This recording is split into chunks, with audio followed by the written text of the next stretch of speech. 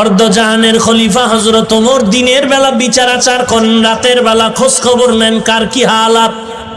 এক এলাকায় গিয়ে দেখতেছেন ভাঙা ঘরের কিনারায় আগুন জ্বলে, আগুন রাতের আধার। ওমরে ফারুক রাদিয়াল্লাহু তাআলা আনহু দূরত্ব বজায় রেখে একটু পাশে দাঁড়ায় দেখতেছেন কি অবস্থা। তাকায় দেখতেছেন একটা বৃদ্ধা মহিলা পাত্রে পানি নিয়ে গরম করে, আর পায়ের আশেপাশে বাচ্চাগুলো ঘুমায় মাটিতে। হঠাৎ এক বাচ্চা দাঁড়ায় সজাগ হয়ে বলে, আম্মু খানা দাও, ক্ষুধার তৃষ্ণা সহ্য করতে পারি না। বৃদ্ধা মহিলা ডেকে বলে, বাবা একটু অপেক্ষা করো, খানা রেডি হচ্ছে, ঘুমায় যাও।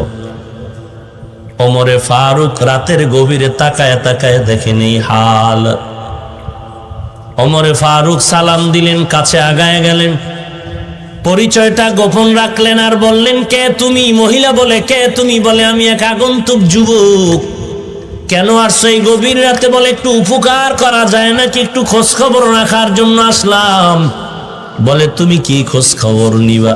আমার বাচ্চাগুলো না খাইয়া পেট পিঠের সাথে লেগে গেল, মাটিতে পড়ে আছে, খানা নাই।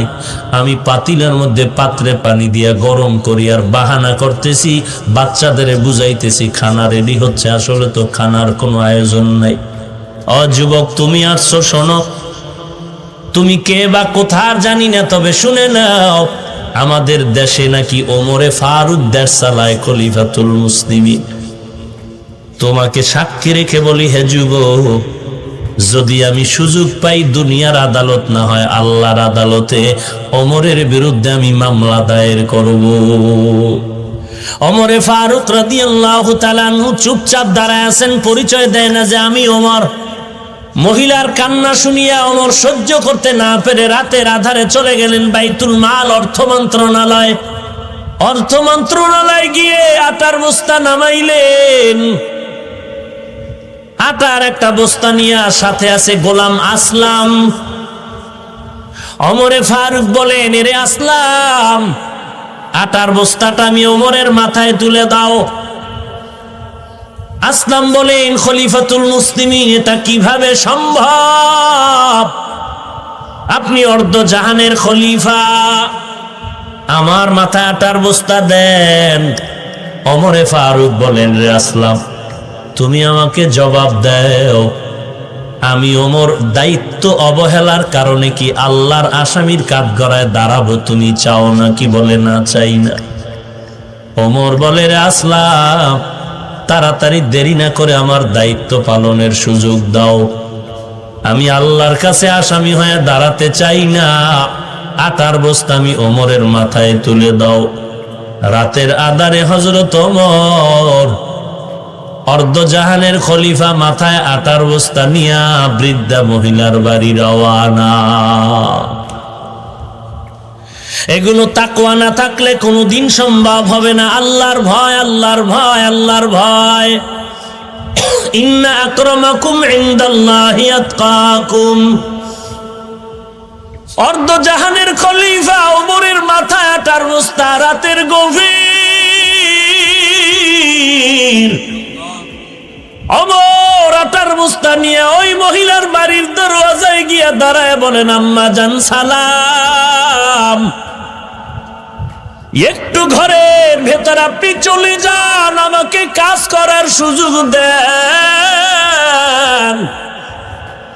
ওমরে ফারুক নিজে আটার বস্তা নামাইয়া নিজ হাতে আটা বের করে খামির বানায় রুটি বানানো শুরু করলেন। হযরত ওমর রাতের গভীরে ওমর নিজ হাতে রুটি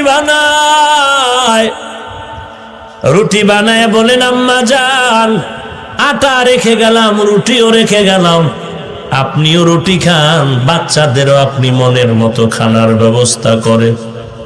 আটার বস্তা রেখে গেলাম, শেষ হওয়ার আগে আবার খবর নেওয়ার চেষ্টা করব। ওমরে কথা বলে বিদায় নেয়।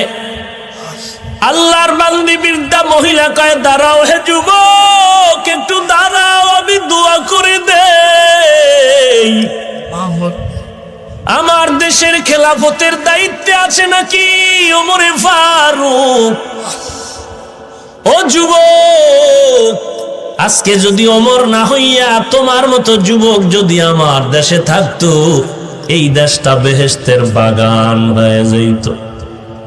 আল্লাহর বান্দি দোয়া করে, আল্লাহ এই যুবকের তুমি জনগণের সেবক বানায় দাও। মহিলা কান্না করে ওমরকে বিদায় দেয়। হযরত ওমর বিদায় নিয়ে চলে গেলেন। পরের দিন হযরত ওমর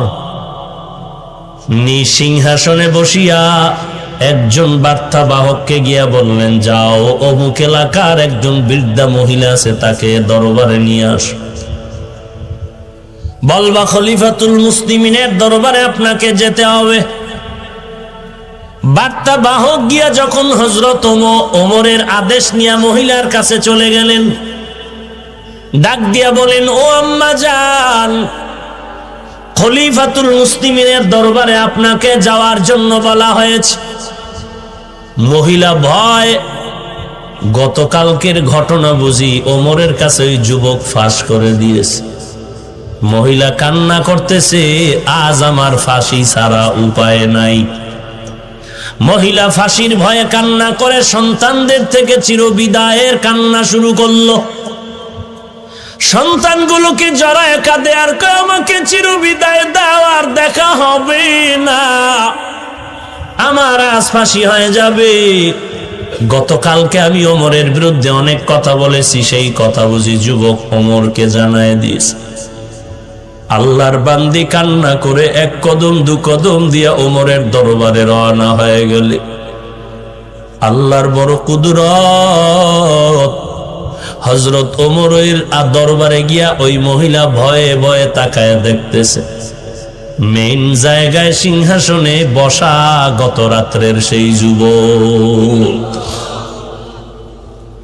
মহিলার সহ্য হয় চোখের পানি সিঁড়ি ফুফায় ফুফায় কান্নার আওয়াজ। ওমরে ফারুক চিল্লায় বলে, ও আল্লাহর বান্দি কাঁদবা না, কারণ আজকের আসামি তুমি না, আজকের আদালতে আসামি হলাম আমি ওমর। লম্বা একটা পাগড়ি হাতে নিয়ে পাগড়ির একটা মাথা গলায় পেঁচাইয়া আর একটা মাথা ওই মহিলার হাতে দিয়া বলে, রে মা, আমি ওমরের বিচারটা করে দাও, কারণ এতদিন আগে তোমার খবর কেন আমি নিতে পারি নাই, আমি বড় অপরাধী।